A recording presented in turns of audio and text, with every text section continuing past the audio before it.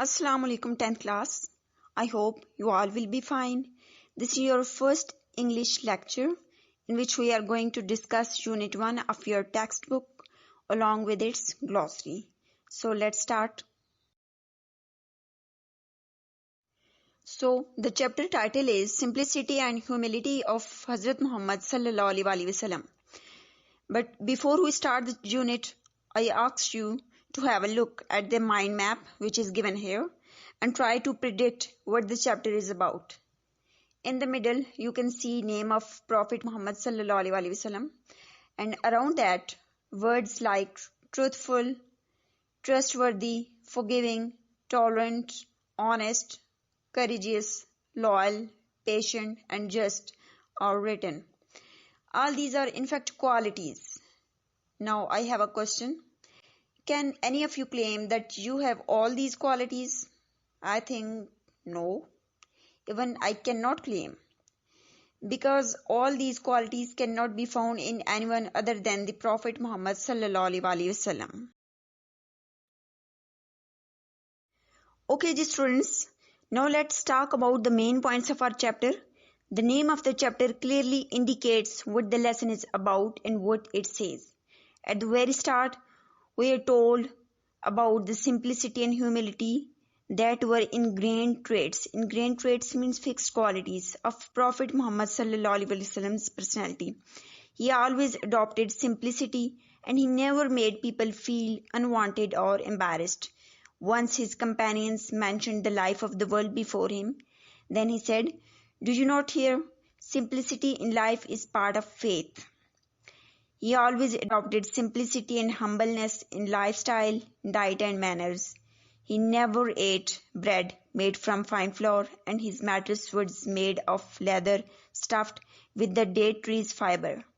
He always avoided sitting at prominent place in a public gathering, so people who did not know him could not recognize him from the rest of his comrades. Comrades means companions, rufaka.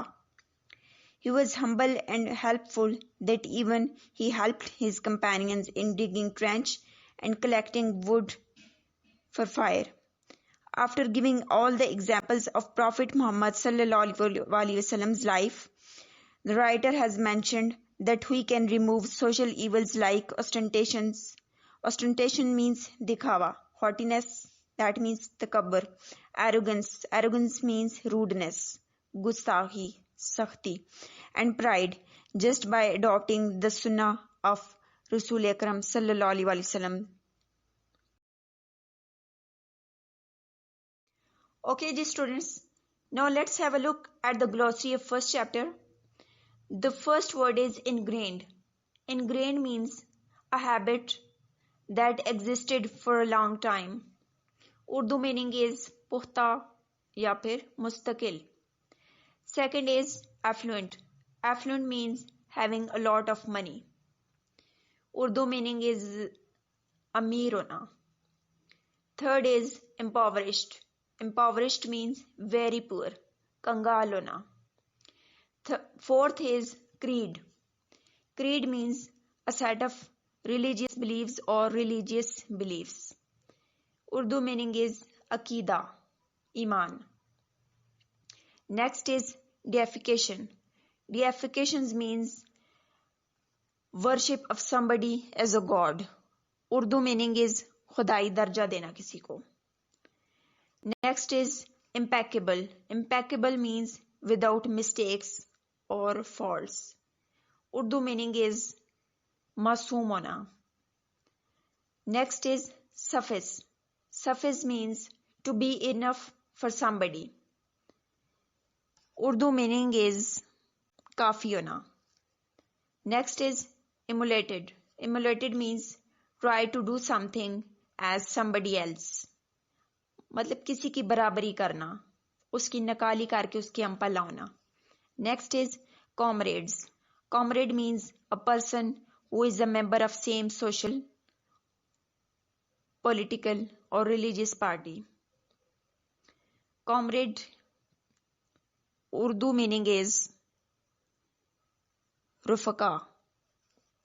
Next is infancy. Infancy means the time when a child was a baby. Bachpan. Next is ostentation. Ostentation means an exaggerated display of wealth. Means दिखावा करना किसी चीज का, दौलत का, wealth or skill. Next is haughtiness. Haughtiness means takabbur, an unfriendly attitude towards other people. Next is squander. Squander means waste karna, zaya karna, to waste money or time, etc. Next is wet nurse. Wet nurse means foster mother, razai ma. Okay. As we already discussed main points, so now here are some tasks for you which you must have to complete. Task 1 is skimming and scanning of the text so you can understand it and can extract main idea and summary. You have to consult dictionary to find out meanings of difficult words and then detailed reading with translation. I think it is better to tell you shortly what is skimming and scanning in reading. Skimming and scanning basically are two specific speed reading techniques which enable you to cover a vast amount of material very rapidly. These techniques are similar in process but different in purpose. For example, skimming is a method of rapidly moving your eyes over text so you can get the main idea or general information of the content. While scanning is a technique which is useful to search out specific fact, detail, or information without reading or understanding a large section of the text.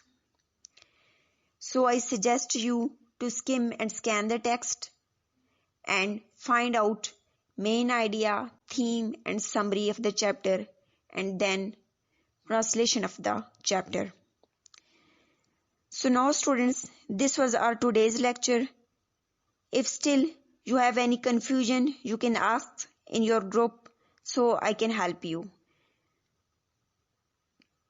Thank you.